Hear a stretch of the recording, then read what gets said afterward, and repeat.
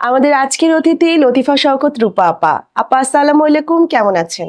ওয়ালাইকুম আসসালাম। আলহামদুলিল্লাহ, আমি ভালো আছি। তুমি কেমন আছো? আলহামদুলিল্লাহ, আমিও ভালো আছি আপা। আমাদের স্টুডিওতে আপনাকে এই প্রথম পেয়ে আমার খুবই ভালো লাগছে। আপা, আজকে আপনার এই সাফল্যের পেছনের গল্পটা আমরা একটু জানতে চাচ্ছি, শুরুটা কিভাবে হলো? আমি বিশেষ করে যখন কাজটা শুরু করেছি তখন কিন্তু অনেক কঠিন ছিল। আমি যশোর এমএ কলেজ থেকে ইন্টার পাস করার পরে কিন্তু আমার বিয়ে হয়ে যায়। তখন থেকে আমার ভিতরে একটা ছিল যে আমি মানে কিছু না কিছু নিজের পায়ে করব, কারো পরনির্ভরশীল আমি পছন্দ করি না, তো কিছু না কিছু করব। কিন্তু যখন আমি শ্বশুর বাড়ি গেলাম, আমার হাজবেন্ড আমার পড়াশোনা পছন্দ করলো না। তখন আমি ভাবতে থাকলাম কি করব, যেহেতু আমি পড়াশোনা করছি না। তখন আমি চুপি চুপি তখন কিন্তু অনেক অনেক চুরি করে, যেটাকে বলে, আমার হাজবেন্ড চাইতোই না যে আমি কোনো কাজ করি। তো তখন কিন্তু আমি ঘরোয়া আমাদের ওই বিভিন্ন ধরনের ফতুয়া বলে, ড্রেস বলে, এইগুলোর উপরে নিজে কিছু আইডিয়া আমার ভিতরে আসলে মানে কিছু কিছু প্রতিভা আছে। আমি মনে করলাম আমার প্রতিভাগুলো আমি বিকশিত করব। হ্যাঁ, তো আমি তখন কি করলাম, নিজে কিছু ডিজাইন করে, কিছু ফতোয়া, কিছু থ্রি পিস, পাঞ্জাবি, এইগুলোতে আমি নিজে নিজে একেবারে একা, আমার তখন কোনো কর্মী ছিল না, একাই শুরু করতাম। যখন সে হাজবেন্ড বাইরে চলে যেত তখন আমার কাজ ছিল এগুলো এগুলো করার। করতে করতে সে কিন্তু জানতোই না করতে। আর তখন আমার মিশন স্কুলের পাশে, যশোর মিশন স্কুলের পাশে কিন্তু আমাদের বাড়ি, আমার শ্বশুর বাড়ি। তো ওই স্কুলে আমার বাচ্চা পড়তো। তাদেরকে, ভাবিদেরকে বলতাম যে ভাবি এরকম আমার এখানে কিছু কিছু কাজ আছে, আপনারা দেখতে পারেন। তখন কিন্তু একবার দুইবার দেখার পরে দেখি মানে সবাই খুব পছন্দ করছে আমার ডিজাইনগুলো, আমার ড্রেসগুলা। হ্যাঁ, টুকটাক বিক্রি হচ্ছে। তখন কিন্তু হাজবেন্ডকে তো বলতে পারছি না, তখন তো আমি শূন্য হাতে, আমি কিন্তু কাজ করি না, চাকরি করি না। তখন মাকে বললাম যে মা, তুমি কিছু আমাকে টাকা দাও, আমি একটা ব্যবসা শুরু করতে যাচ্ছি। তখনই কিন্তু 7,000 টাকা নিয়ে আরও কিছু কিনে আমার কিন্তু একটু ড্রেস সেল হয়ে গেল। আরও কিছু নিয়ে আমি তখন আমার শুধুমাত্র ওই ড্রেসের মানে ব্যবসা দিয়ে আমি শুরু করি। ভালো সাড়া পাচ্ছি, ভালো সাড়া পাচ্ছি। তখন যখন দেখি যে আমার ভালো হচ্ছে, আমি কাস্টমারের সাড়া পাচ্ছি, তখন আমার বাসার নিচতলায়, তখন হাজব্যান্ড জানলো, বাসার নিচতলায় একটা রুমে আমি একটা শোরুম মতো দিলাম। অনেক আগ থেকে আমার ভিতরে একটা ছিল, আমি একটু মানুষের সাজানো গুজানো করতাম। তখন মনে হলো আমি একটু ট্রেনিং নিয়ে আমি একটু পার্লারের কোর্স করে পার্লার দিব এটার সাথে। তখন আমি পার্লারের একটা কোর্স করি, 2000 সাল তখন। হ্যাঁ, পার্লারের কোর্স করলাম। করার পরে আমি কিন্তু আর একটা রুমে পার্লার দিলাম, একটা পার্লার, একটা শোরুম। তারপরে আমি দুটোই ভালো এলাকা থেকে সাড়া পাচ্ছি, মানে মনের ভিতরে আরো আনন্দ বিকশিত হচ্ছে যে না, আমি কাজে তো সাকসেস হচ্ছি। 6-7 বছর আমার বাসাতেই আমি বিজনেস করেছি। তারপর যখন দেখছি না যে আমার বাইরে যাওয়ার মতো আমি এখন মানে হয়ে গেছি আমি, তখন আমার বাইরে এখন আমার 3টা প্রতিষ্ঠান চলছে। গাড়িখানা রোডে, আলাউদ্দিন টাওয়ারে আমার এখন, আমি দোলা বিউটি পার্লার, দোলা নকশিঘর, দোলা ডিজাইনার টেইলর্স, 3টা প্রতিষ্ঠান আমি এখন পরিচালনা করছি, আল্লাহ রহমতে সবার সুনামের সাথে। আপা, আপনার গল্প শুনলাম, তো আমার কাছে সব শুনে মনে হলো আজকে থেকে বেশ অনেক বছর আগে তো আপনার এই জার্নিটা শুরু হয়েছে, তখন খুব বেশি সহজ ছিল না। তো আপনি যখন শুরু করেছেন, স্কুলের ভাবিদের থেকে, আশেপাশের প্রতিবেশীর থেকে যে সহযোগিতাগুলো আপনি পেয়েছেন বলছেন, অথবা তাদের মাধ্যমে আপনার এই প্রতিষ্ঠানটা শুরু হয়েছে, কি কি প্রবলেম আপনি ফেস করেছেন বলে আপনি মনে করেন? আমি যখন মানে বিজনেস শুরু করেছি ওই সময়টা কিন্তু খুবই টাফ ছিল। আমি বলবো প্রথমে আমি যে প্রবলেমগুলো ফেস করেছি সেটা আমার ঘর থেকে। কারণ আমি আগেও বলেছি, এখনো বলছি, যে আমার হাজবেন্ড কিন্তু কখনোই চাইতো না যে আমি বাইরে বেরিয়ে কোনো কাজ করি। যখন সে সামনে থাকতো আমি কিন্তু কোনো কাজ তখন করতাম না। মানে আমি জানতাম যে আমি এখন কাজ করলে সে আমাকে বাধা দিবে। সে যখন বাইরে যেত আমি কাজ করতাম, কাজ ঠিকই আমি করে ফেলতাম, সেটা কিন্তু একটু অগোচরে। তখন কিন্তু কেউই চাইতো না যে মেয়েরা বাইরে বেরিয়ে এত অ্যাভেলেবেল কাজ করবে কেন, এটা কেউই চাইতো না। ব্রেন কুল রেখে ধৈর্য সহকারে সব কিছু কিন্তু আমি সুন্দরভাবে মোকাবেলা করতাম। এমন না যে কারোর সাথে গন্ডগোল ঝগড়াঝাটি, কোনো কিছু না, কিন্তু আমি ঠান্ডা ব্রেনে সবাইকে ম্যানেজ করে চলি, এখনো চলছি। তাহলে আপা, আপনার কথা অনুযায়ী যেটা বোঝা গেল, ব্যবসায় সাফল্যের পেছনের সবচেয়ে মূল চাবিকাঠি হচ্ছে ধৈর্য। মাথা ঠান্ডা এবং ধৈর্য ধরাটাই সাফল্যের মূল চাবিকাঠি। তো একটু জানতে চাচ্ছিলাম, আপনার এই জার্নিতে কি কি সফলতা আপনার হয়েছে? যে কোনো কাজে আমি মনে করি, যে আমরা যে কোনো কাজে হাত দিই না কেন, মা বাবার দোয়াটা থাকা প্রযোজ্য। আমি এটা সবসময় অক্ষরে অক্ষরে পালন করি।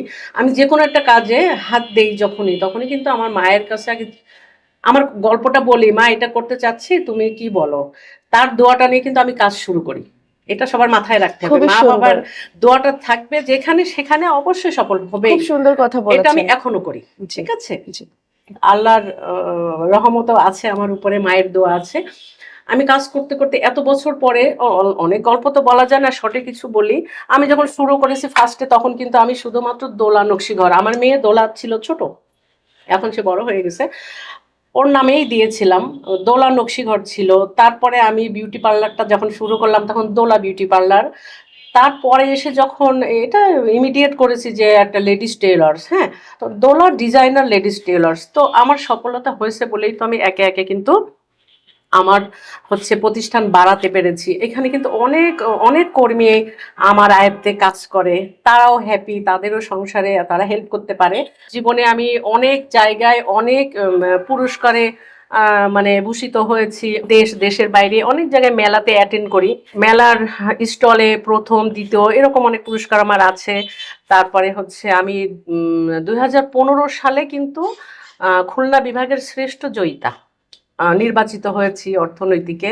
তো এগুলো আমার নিশ্চয় সফলতা আমি মনে করি। আরো অনেক অবশ্যই। অনেক অনেক অ্যাওয়ার্ড আমার আছে, অনেক জায়গায় অনেক প্রতিষ্ঠানে, সবটা বলা সম্ভব না।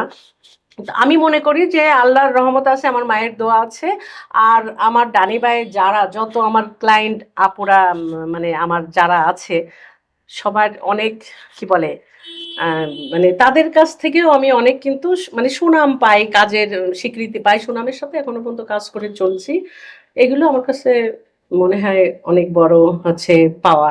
তাহলে আপা, আমাদের কথোপকথন বা এই আলোচনায় যেটা ফুটে উঠলো, এবং আমি একটা ব্যাপার খুবই নোটিস করলাম এবং আমার পার্সোনালি খুবই ভালো লাগলো, আপনার এমপ্লয়ীদের সাথে আপনার যে বন্ধুত্বপূর্ণ একটা দৃঢ়তা আছে, এবং তাদেরকে আপনি যে সম্মানের সহিত কথাটা বললেন যে তাদের সাথে আপনার খুবই ভালো এটা আমার খুবই ভালো লেগেছে। আমরা যারা নারী উদ্যোক্তারা আছি বা নতুন জন্মাচ্ছে, তাদের উদ্দেশ্যে যদি আপনি কোনো পরামর্শ দিতেন, তাহলে হয়তোবা আমাদের এই নারী উদ্যোক্তা বা আমাদের যারা নতুন ভাবে আসছে তাদের জন্য খুবই উপকার হতো। 3টা প্রতিষ্ঠানে অনেক আমার হেল্পিং হ্যান্ড আছে, কিন্তু তাদেরকে আমি কখনো বুঝতে দেই না যে ওরা আমার কর্মী, ওরা আমার কাজ করে। তাদের সাথে আসলে আমার একটা বন্ধুত্বমূলক সম্পর্ক, কারণ এটাই মানুষের সাথে ব্যবহারটা কিন্তু, ভালো ব্যবহারটা কিন্তু প্রত্যেকটা মানুষের সাথে আমাদের জরুরি করা উচিত। নতুন যারা আমাদের নারী উদ্যোক্তারা কিছু না কিছু কাজ করার চেষ্টা করছে। আমি যতদূর জানি ঘর থেকে কেউ বিউটি পার্লারে কোর্স করছে, কেউ এখন আর নারীরা বসে নেই ঘরে, ফুড তৈরি করছে, কে মানে অনেক ধরনের কাজ করছে। যে নারী উদ্যোক্তা কোনো না কোনো কাজে হাত দিয়েছো, তার উচিত প্রথমে কিন্তু তোমার ব্রেন কুল রাখতে হবে একদম। এটা যদি তুমি না রাখতে পারো, তুমি কোনো কাজে সাকসেস হতে পারবা না। তারপরে তুমি ধৈর্য, আমার এটা হচ্ছে না, বাস বাদ, আমি আর করবো না, না, আবার তোমাকে ট্রাই করতে হবে, ধৈর্য ধরতে হবে, মাথা কুল রাখতে হবে, ধৈর্য ধরতে হবে, আর সততা, নিজের ভিতরে একটা কনফিডেন্স, না আমাকে দাঁড়াতেই হবে, আমি পরনির্ভরশীল থাকবো না, এই কনফিডেন্সটা কিন্তু তোমার মধ্যে থাকতে হবে। হ্যাঁ, আর যেটা আমি আগেই বলেছি, মা বাবা, মায়ের দোয়াটা যদি সবাই সাথে রাখো, যে কোনো কাজের আগে যে মা আমি এটা করছি, তোমার দোয়া 100-100 আল্লাহ খুশি হবে, আল্লাহর অশেষ রহমত থাকবে, সে সাকসেস হবেই। আচ্ছা আপা, আমাদের সমাজে যারা সফলতা অর্জন করে তাদের পেছনে কিন্তু আসলে নিন্দুকরা আমাদের লেগেই থাকে, যারা পেছন থেকে নেগেটিভিটি ছড়ায়, বিভিন্ন রকম কথা বলে, তাদেরকে আপনি কিভাবে ম্যানেজ করেন? এটা অবশ্যই, কিন্তু যারা সফলতা করতে পারে না, তাদের তো কোনো কেউ চিনে না, জানে না, তাদের কোনো নিন্দুক থাকে না। যারা মানে সমাজে, আমাদের সমাজের অবস্থা কি, যারা সফলতা অর্জন করে, বিশেষ করে নারী উদ্যোক্তারা, তখন তাদের পিছনে কিছু নিন্দুক লেগে থাকে। সামনে কিছু করতে পারে না, পিছনে এটা ওটা বলে বেড়ায়, মানে তাকে দমানোর জন্য চেষ্টা করে, কিছু কথা বলার জন্য, গায়ে পেরে গন্ডগোল করার জন্য, এরকম কিছু নিন্দুকরা আছে। আমি ফার্স্টে বলেছি, কিন্তু ব্যবসা করতে গেলে ধৈর্য ধরতে হবে আর ব্রেন কুল রাখতে হবে, এই কথাটা আমি ফার্স্টে বলেছি। আমি ঠিক এমনই করি। আমি যদি মনে করি কেউ গায়ে পড়ে কোনো বাড়তি কথা বলতে আসছে, সে হয়তো মনে করে যে আমি তার প্রতিদ্বন্দ্বী হব, তার সাথে আমি গন্ডগোল করব, তার কথার পরিপ্রেক্ষিতে মেয়েরা ঝগড়া করা যেটাকে বলে, কথা ছুড়ে দেওয়া, কথা ছুড়ে দেওয়া। কিন্তু আমি না, ওইখানে আমি নীরবতা পালন করি। কিভাবে? একেবারে নীরবতা না, এগুলো বলে তাদেরকে আমি বুঝাইতে চাই যে তুমি যেটা বলছো এটা ঠিক না, আর তুমি কারোর পিছনে না লেগে তাকে আমি ভালো হাসি মুখে আরো সাজেশন দেই, তুমি হচ্ছে এইটা করো ওইটা করো, তুমি বেকার ঘুরে বেড়ায়ও না, তোমার যতটুকু আছে তোমার তুমি মানে আইডিয়া আছে, কোনো না কোনো কাজে তো মানুষের আইডিয়া থাকে, তাকে যে শুধু একটা বিজনেসই করতে হবে এমন কোনো কথা নেই, তুমি যেটা বোঝো তুমি শুরু করো, হচ্ছে তুমি কাজ করো, তুমি এইভাবে এইভাবে আমার সাজেশনগুলো দিই, দেখবা তুমিও হচ্ছে সফলতা অর্জন করতে পারবা। আমি তাদেরকে খুব ঠান্ডা ব্রেনে বুঝায়ে তাদেরকে হচ্ছে হ্যান্ডেলিং করি এবং তাদের আমি ভালো পথে উঠাই দেওয়ার চেষ্টা করি এবং অনেকে উঠেছে। আজকের আমাদের এই পডকাস্ট দেখে আমাদের এই চ্যানেলের কমেন্টস বক্সে এসে অনেকেই নেগেটিভ মন্তব্য করতেই পারে, সেক্ষেত্রে আপনার সাফল্যের পেছনে কোনো নেগেটিভ ইফেক্ট পড়বে কিনা?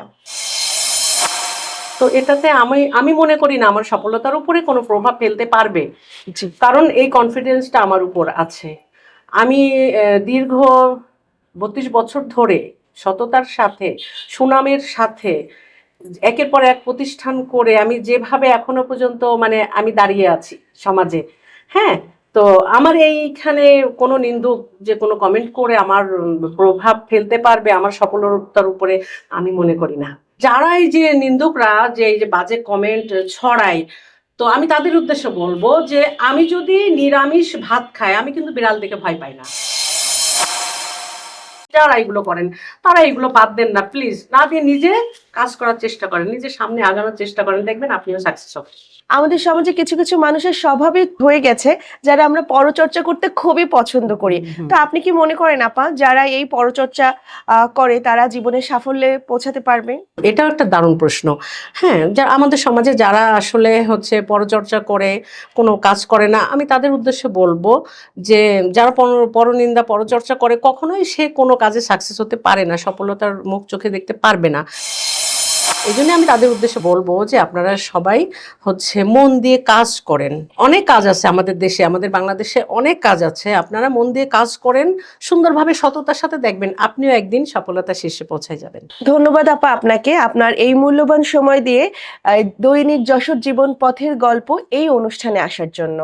আর আপনি যে ধৈর্য সহকারে যে আপনার তিনটা প্রতিষ্ঠান আপনি পরিচালনা করছেন, আপনার দোলা নকশিঘর, দোলা বিউটি পার্লার এবং দোলা টেইলরিং এর যে একটা প্রতিষ্ঠান, তিনটা সমন্বয়ে যে আপনি একটা বড় প্রতিষ্ঠান চালনা করছেন, এর উত্তরোত্তর শুভকামনা করছি আমরা।